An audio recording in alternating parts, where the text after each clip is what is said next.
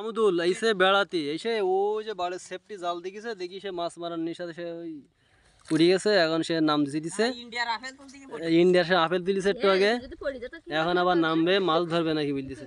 এই যে Indian apple. বাংলাদেশের সীমান্তে বসে আছি আর ওই পাশে যে চিপনিগুলো দেখা যাচ্ছে সব ভাটা নদীর ধারে, ওইটা হচ্ছে ইন্ডিয়া আর এটা হচ্ছে ইসামতি নদী।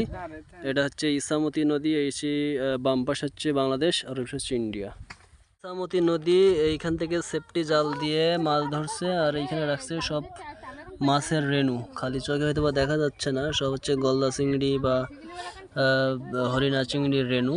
এইগুলো সব হচ্ছে ওই যে চামচ আছে, ঝিনুক আছে, এটা দিয়ে হচ্ছে গুনে গুনে গুনে বিক্রি করা হয়। এই নদীতে ছোট ছোট বাচ্চারা সাঁতার কাটতেছে।